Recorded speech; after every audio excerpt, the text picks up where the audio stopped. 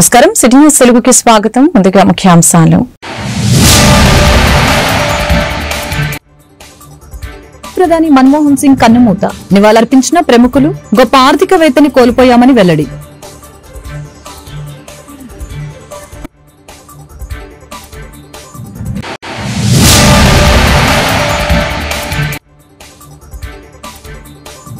జగన్ చేసిన పాపాలు నేటికి వెంటాడుతున్నాయి.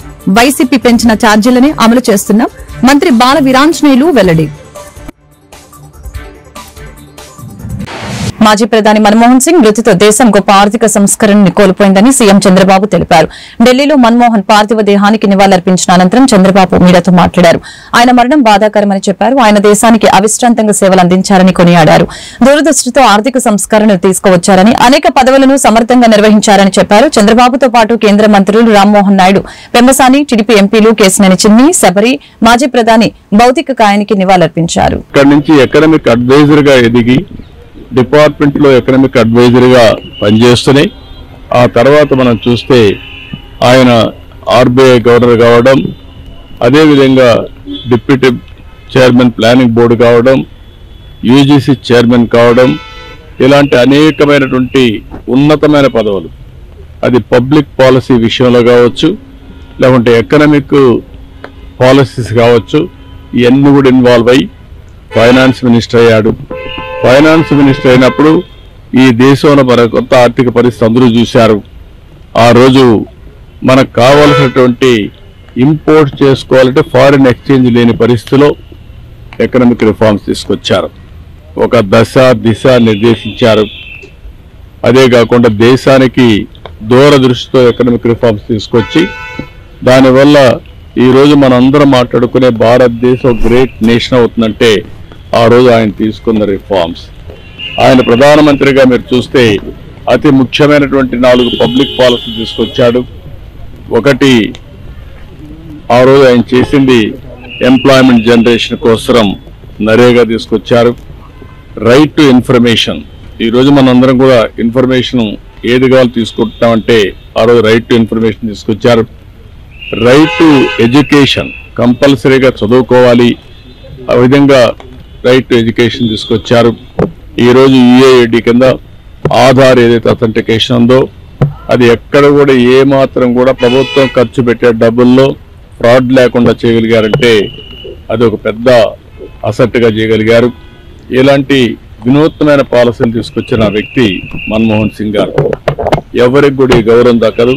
ఒక అకాడమిషియన్, ఒక పాలిటీషియన్, ఒక ఎకానమిస్ట్, ఒక బ్యూరోక్రాట్, ఈ 4 కూడా సమర్థవంతంగా పనిచేసిన వ్యక్తి, రాణించిన వ్యక్తి మన్మోహన్ సింగ్ గారు. అలాంటి వ్యక్తి ఈరోజు మన దగ్గర లేకపోవడం చాలా బాధ, దేశానికి తీవ్రమైన నష్టం. కానీ ఆయన ఐడియాలజీ శాశ్వతంగా ఉంటుంది. ఆయన ప్రారంభించిన రిఫార్మ్స్ గత 5 ఏళ్లలో ముఖ్యమంత్రిగా జగన్ చేసిన పాపాలు నేటికి రాష్ట్ర ప్రజలను వెంటాడుతూనే ఉన్నాయని మంత్రి డోలా బాల వీరాంజనేయులు ధ్వజమెత్తారు. ప్రజలపై నాడు విద్యుత్ భారాలు మోపి నేడు ఏమీ తెలియనట్లుగా ధర్నాలకు పిలుపునివ్వడం సిగ్గుచేటని మండిపడ్డారు. తాను పెంచిన ఛార్జీలపై తన పార్టీ శ్రేణులతో ధర్నాలు చేయించడం సైకో చర్య అని దుయ్యబట్టారు. ఏపీఈఆర్సీ అనుమతించినా దానికన్నా 19,000 కోట్ల అదనంగా విద్యుత్ కొనుగోలుకి ఖర్చు చేయడం వాస్తవం కాదా అని ప్రశ్నించారు. మాజీ ముఖ్యమంత్రి జగన్మోహన్ రెడ్డిని ప్రజలు చేత్కరించిన, నీ పరిపాలన మాకొద్దని చెప్పి తరివి కొట్టిన, సిగ్గు లేకుండా ప్రజలను తప్పుదో పట్టించడమే లక్ష్యంగా పెట్టుకున్నాడు. నీవు పెంచినటువంటి విద్యుత్ ఛార్జీలకి ఆ రోజు డిస్కమ్ల ద్వారా ఏపీఆర్సీకి ప్రజల మీద సర్దుబాటు చర్యలు పెంచమని చెప్పింది మీరే కదా.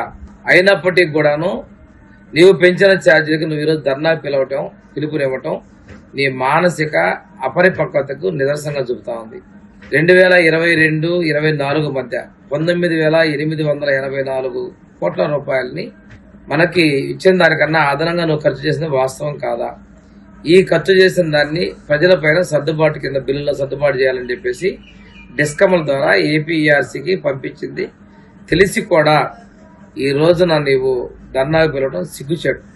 అది ఏదైతే మీరు ఏపీఆర్సీకి సర్దుబాటు ఛార్జీల కోసం పంపించినటువంటి దాన్ని ఎన్నికల సమయంలో ఆపివేయించి ఎన్నికలు వచ్చిన తర్వాత ఆ ఏపీఆర్సీ ద్వారా మనకి ప్రజల మీద ఈ సర్దుబాటులు పెంచ మాజీ ముఖ్యమంత్రి వైఎస్ జగన్మోహన్ రెడ్డి ఆదేశానుసారం గుడివాడ నియోజకవర్గ ఇన్ఛార్జి కొడాలి శ్రీ వెంకటేశ్వరరావు నాని ఆదేశాల మేరకు ఈరోజు విద్యుత్ శాఖ కార్యాలయం వద్ద విద్యుత్ ఛార్జీల పెంపునకు నిరసనగా జిల్లా పార్టీ ఉపాధ్యక్షులు మండలి హనుమంతరావు జడ్పీటీసీలు మండల పార్టీ అధ్యక్షులు వైఎస్ఆర్సీపీ నాయకులు కార్యకర్తలతో గుడివాడలోని విద్యుత్ కార్యాలయం వద్ద నిరసన తెలియజేసి అధికారులకు వినతి పత్రం అందజేశారు. కార్యక్రమంలో పాలెటి చంటి మీడియాతో మాట్లాడారు. అధికారంలోకి రాకముందు అవసరమైతే కరెంటు ఛార్జీలు తగ్గిస్తామని బూటకపు మాటలు చెప్పి ప్రజల నడ్డి విరిచేలా 16,000 కోట్ల రూపాయలు భారం మోపారని ఈ సందర్భంగా అన్నారు. 6 నెలలు కాకముందే ప్రజలు తీవ్ర వ్యతిరేకత పొందిన ఈ కూటమి ప్రభుత్వం ప్రజల విశ్వాసాన్ని కోల్పోయిందని చెప్పారు.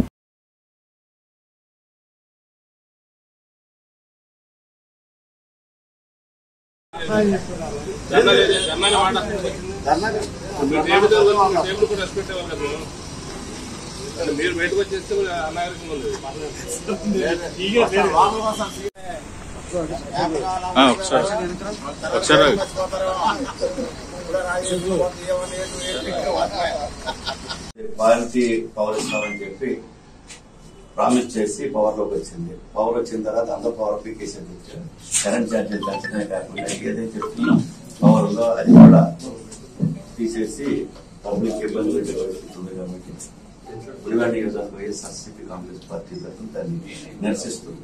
మీకు ఈ పని ఏదైతే చూసి పెడితే సంతోషిస్తాం.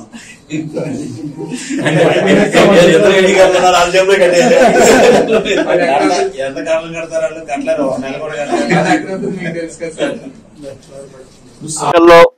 గెలవటమే ధ్యేయంగా ప్రజలను మోసం చేయటం అనే విద్య సంపూర్ణంగా తెలిసినటువంటి కూటమి నాయకులు ఎట్టి పరిస్థితుల్లోనూ విద్యుత్ ఛార్జీలు మేము ప్రజల మీద అయ్యో అదనపు భారం పడనివ్వం, అవసరమైతే విద్యుత్ ఛార్జీలు తగ్గిస్తామని చెప్పి అధికారంలోకి వచ్చిన వెంటనే రమారమి 16,000 లక్షల కోట్లు రూపాయలు ప్రజల మీద భారం పడేటట్టు చేయటం. అంతేకాకుండా ఇచ్చిన హామీల్లో ఏది అమలు చేయకుండా ఉండటమే కాకుండా ఏదైతే దళిత బడుగు బలహీన వర్గాలకు సంబంధించి 200 యూనిట్ల వరకు ఉచిత యూనిట్ ఏదైతే ఉందో దాన్ని కూడా పక్కన పెట్టి ఇవాళ 200 యూనిట్లు కాల్చే వాళ్ళకు కూడా 1,500 2,000 రూపాయలు బిల్లులు రావటం, జీవనమే గడవడం కష్టంగా ఉండి అన్ని వ్యాపారాలు మందగించి వ్యాపారాలు దెబ్బతిని జీవనం ఎట్టారా బాబు అనుకునే పరిస్థితుల్లో మరి అన్ని రేట్లు కూడా పెంచటం, ఇవన్నీ కూడా మరి రాష్ట్ర ప్రభుత్వం చేస్తున్నటువంటి ప్రయత్నాల్ని ప్రజలు తెలుసుకోవాలి, ప్రజలు గ్రహించాలి.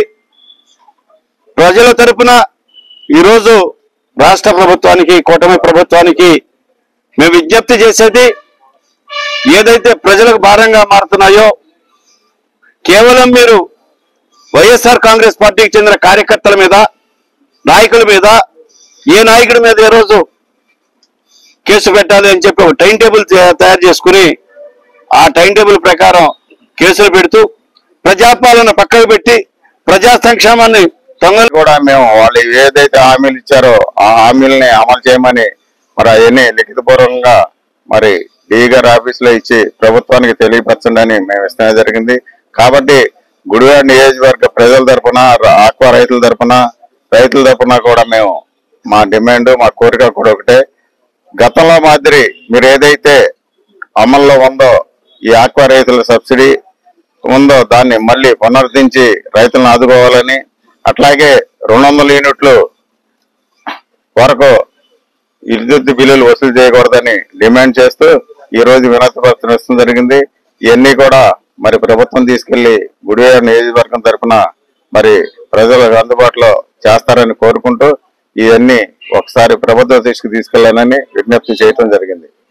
కృష్ణా జిల్లా పెడన నియోజకవర్గం పెడన పట్టణంలో 13వ వార్డు మఠం వీధిలో ప్రైవేటు కళాశాలలో ఆఖరి సంవత్సరం పాలిటెక్నిక్ చదువుతున్న చేనేత నిరుపేద కుటుంబానికి చెందిన బట జ్ఞాన పూజ అనే విద్యార్థికి చదువులో ఇంటెన్సివ్ కోర్సులో భాగంగా మచిలీపట్నం వెళ్లి వస్తున్న ఆ విద్యార్థిని మచిలీపట్నం డీమార్ట్ సమీపంలో ఆటో గుద్దటంతో ఆ విద్యార్థిని కాలు పూర్తిగా ఛిద్రమైపోయింది. వెంటనే సమీపంలో ఉన్న ఆసుపత్రికి తీసుకువెళ్లగా ఆమె కాలికి 2 మేజర్ ఆపరేషన్లు చేయాలని వైద్యులు సూచించారు.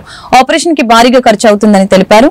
ఈ నేపథ్యంలో దేవాంగ యూత్ సేవా సమితి సభ్యులు సదరు ఈ విషయాన్ని దేవాంగ యూత్ సేవా సమితి దేవాల మహర్షి దేవాంగ యూత్ పెడన అనే వాట్సాప్ గ్రూప్ లో సమాచారాన్ని పెట్టగా ఇందులో ఉన్న దేవాంగ కుల బాంధవులు తక్షణమే స్పందించి వారికి తోచినంత సహాయాన్ని వారు స్వచ్ఛందంగా దేవాంగ యూత్ సేవా సమితి సభ్యులకు అందజేశారు. ఈ గ్రూపుల నుంచి మొత్తం 2,30,16,000 రూపాయలను సేకరించి ఆ సదరు మొత్తాన్ని శుక్రవారం దేవాంగ పెద్దలు ప్రముఖుల చేతుల మీదుగా ఆ విద్యార్థినికి అందజేశారు.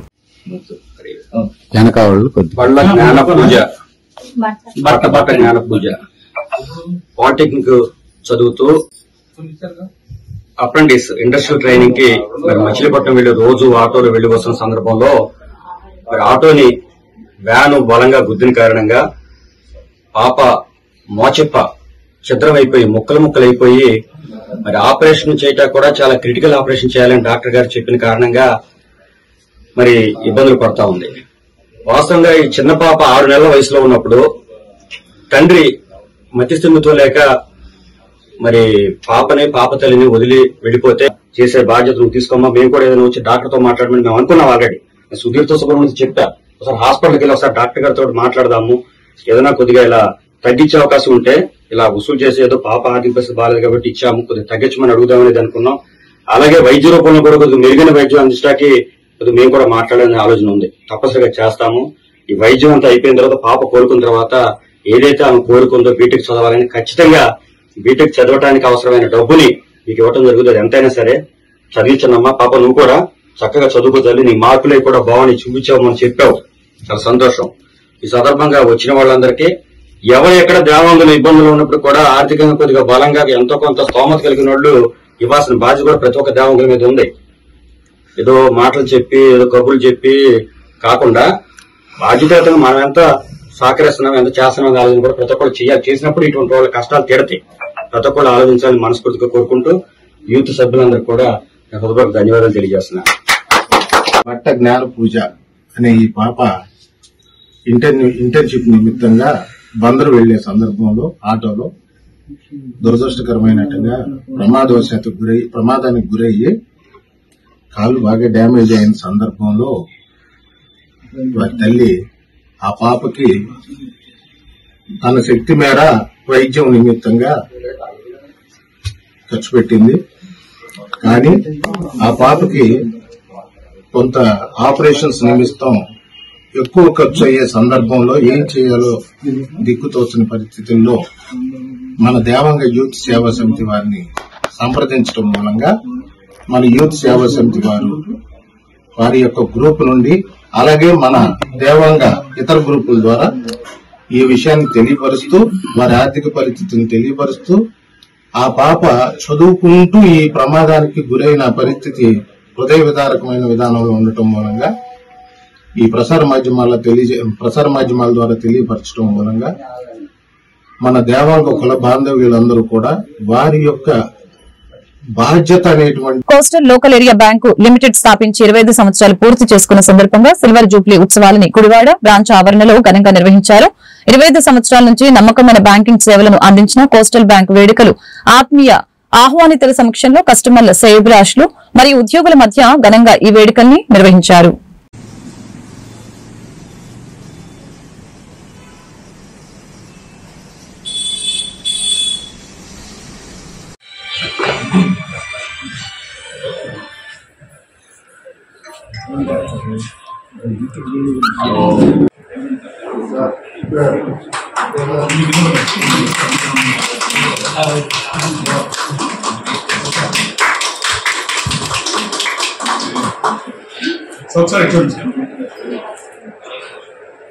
సేవ్ అవుతుంది, ప్లస్ ఎక్కడ తిరగవలసిన పని లేదు. ప్లస్ ఓవర్ ఫోన్ కాల్ అన్ని కూడా మాకు చాలా చాలా ఫాస్ట్ గా అవుతాయి. మాకు దానివల్ల బాగా టైం సేవ్ అవుతుంది. ప్లస్ మీకు ఎవరైనా సరే ఈ బ్యాంక్ వచ్చిన వాడు కూడా వాళ్ళ కోఆపరేషన్ తప్పకుండా ఉంటుంది. సో ఈ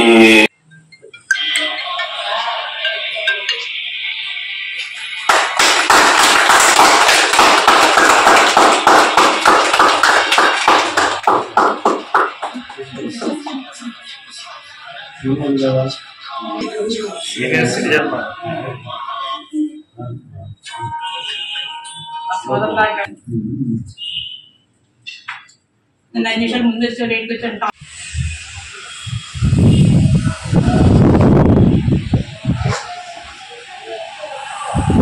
వార్తలు ముగించే ముందు ముఖ్యాంశాలు మరొకసారి. ప్రధాని మన్మోహన్ సింగ్ కన్నుమూత, నివాళులర్పించిన ప్రముఖులు, గొప్ప ఆర్థికవేత్తని కోల్పోయామని వెల్లడి.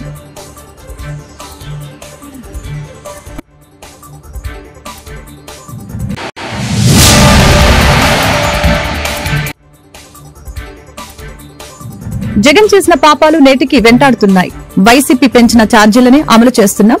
మంత్రి బాల వీరాంజనేయులు వెల్లడి.